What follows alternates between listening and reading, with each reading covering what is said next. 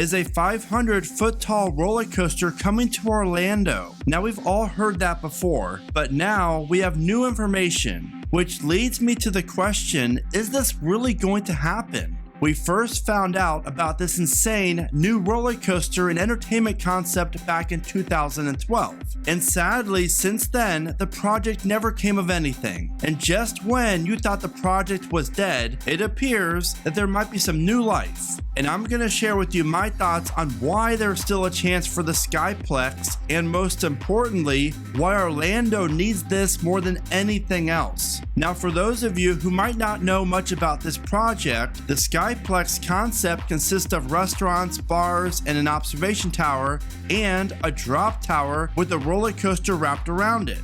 When announced, the coaster with the name Skyscraper was set to have 7 inversions, with the tallest part of the coaster being over 500 feet tall. Intamin proposed the design for the insane-looking roller coaster that would feature speeds of over 65 miles an hour. And now, Screamscape is reporting that all new trademark filings were filed back in April of 2023 for the names Sky Plex, Sky Ledge, and Sky Drop.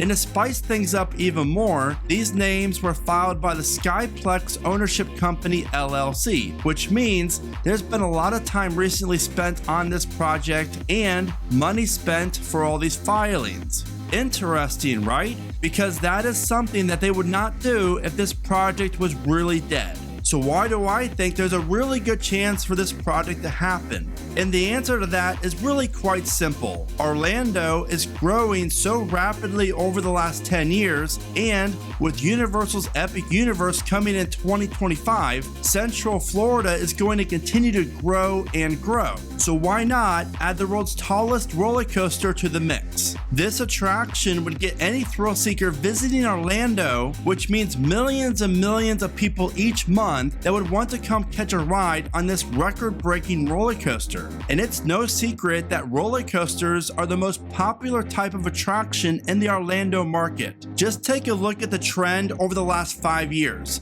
as we've seen coasters like Hagrid's, Tron, Guardians of the Galaxy, Iron Gwazi, Velocicoaster, and now Pipeline come to the parks, which has resulted in more roller coasters being built in Orlando than ever before, making Central Florida the roller coaster capital of the world. I mean, it's kind of hard to argue that at this point. If this roller coaster does get built, it would obviously further boost Orlando's tourism year in and year out. So from the Orlando perspective, this project makes perfect sense and is a no-brainer.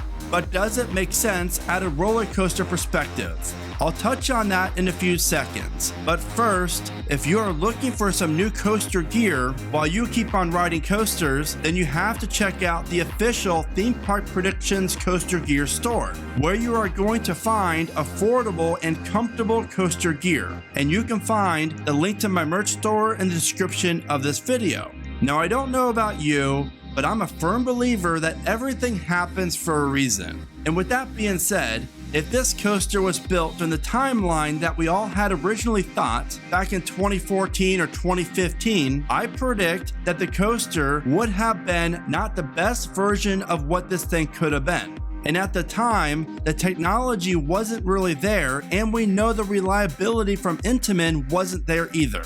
Fast forward to 2023, and both of those things are now there and a part of the equation for Intamin and roller coasters in general. Now, aside from who will splurge the money for this massive project, the roller coaster technology is there.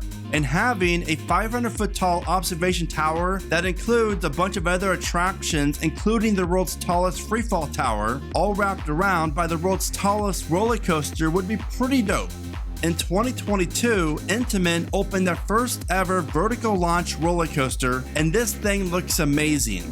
This is Storm Chaser, and it's located in Dubai. And since we knew that the originally proposed Skyscraper in 2012 included a vertical launch, I think Intamin designed their newer technology for attractions like this. And when you check out the footage of Storm Coaster, you can clearly see it's really the same concept, but just on a smaller scale. With what Intamin has done over the years and how innovative they are, we all might be witnesses of the resurgence of the world's tallest roller coaster, which would be a no-brainer for the Orlando market since it would steal away the title from Falcon's Flight a short time after it opened. If this really does happen and Orlando does indeed build the tallest roller coaster, then we all better hold on to that lap bar because the roller coaster wars are officially back. So grab your popcorn and share with me your thoughts about this, and thank you so much for watching. Remember to smile today, think positive, and as always, keep riding coasters.